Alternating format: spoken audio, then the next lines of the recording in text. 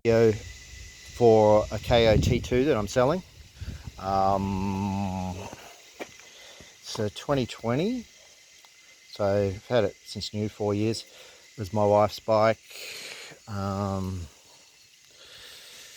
it's pretty clean. I mean, they're still original tires. It's probably like 50-60%. They're pretty hard wearing tires. Same with the front. Suspension has those little guards on them that stops the dust from getting in, stops it from leaking. The plastics, the front one's got a little bit of fade on it. I did have bark busters on it. They will come with it. They're just the Chinese ones. I'm just going to go back on. Plastics are pretty good. They've been covered with the factory plastics, so I only just pulled them off recently. Just a couple of little scratches, dust there. Seat is just sort of like just a little bit of wearing on the seat.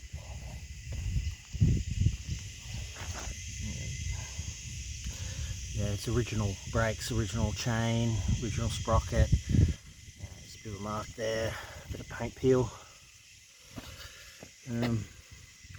This one here, there's a leak from this port here. I'll do that today. It's just the port opened for checking the valve clearances. Just need to put a bit of silicone on it, or a little bit of gasket glue. So I'll start it up. Electric start, kick start. Put some red grips that I had on it, and this one's off a T4. The other one had a crack in it. I think I'm in neutral. Yes. Okay. Oh, I can turn on. Wait.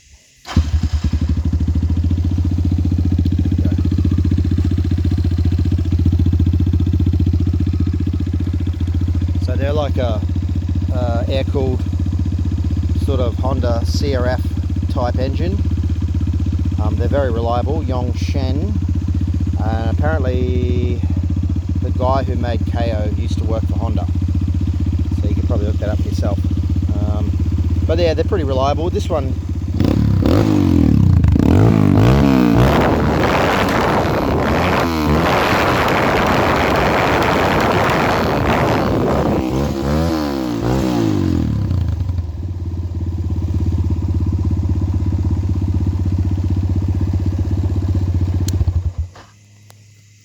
so this has been ridden around the yard because I've got 4 Dobermans and they love to run.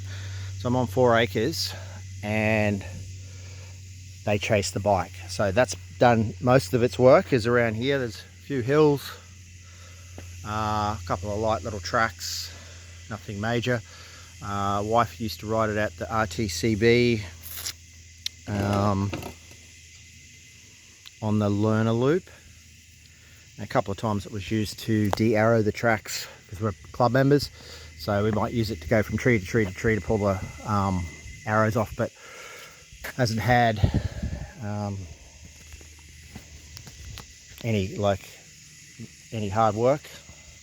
It's probably relevant, or should I say relevant?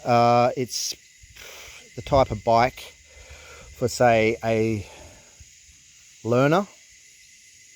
It's not overpowered. It's a 230cc. The suspension's pretty soft. It's not adjustable.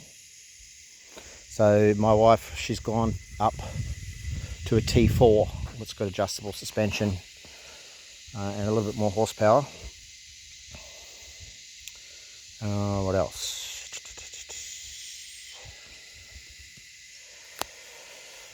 Yeah, so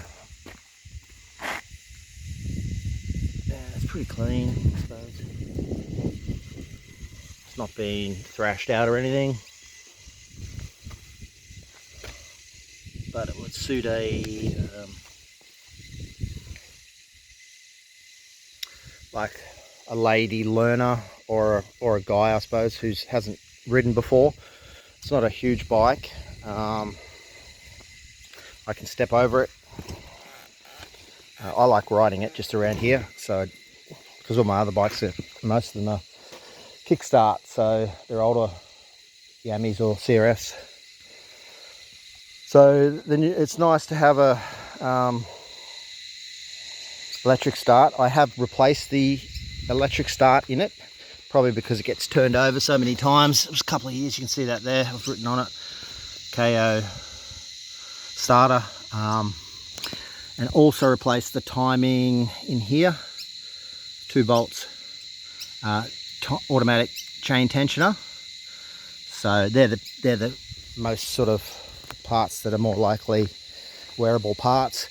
This is like basically 1-2 bolts, take the negative off, slide it out and put a new one in, and they're like 40 bucks. Also probably at 50 now after inflation.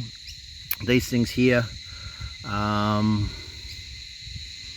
don't know what they're worth, but you could probably pick them up for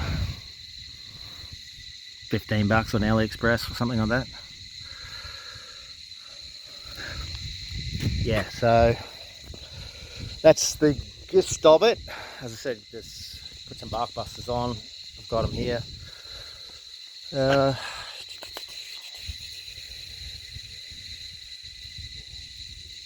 Yeah, very reliable air-cooled bike. Original tyres, original brakes. Hasn't been thrashed out. Just ridden around the yard, exercise the dogs, and on like the learner track. And that's probably, learner track would be 6 times a year.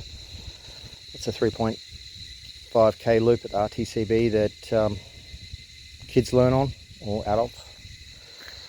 So yeah, it's not like you couldn't race this motocross anyway, because it's just what you couldn't jump the thing. You can, well, you do small jumps, but it's just not set up for the suspension would bottom out on a big jump. So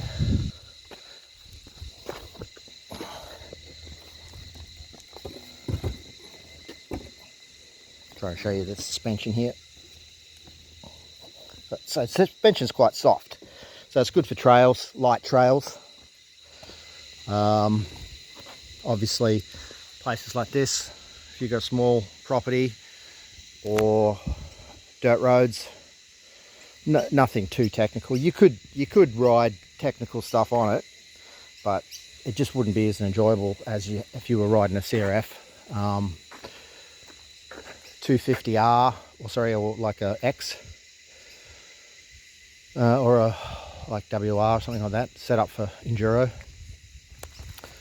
But this would be the equivalent to like a DT 230, CRF 230. But probably the better thing is, you've got rear discs instead of drums. I don't know about the new ones, but I had a CRF 230 and a TTR 230, the older ones, early 2000s, mid 2000s, and they still had the drum brake on them. They didn't change anything. So I mean, they're a pretty good value bike. Yeah, just reliable, I would say. And parts you can get from local dealer. This one, I bought this one from Brisbane, but is MX Imports Jimboomba. There's one up at Mullaney. They stock all the parts for it. So it's a KO T2 230cc. Pretty sure it's 2020. Enjoy.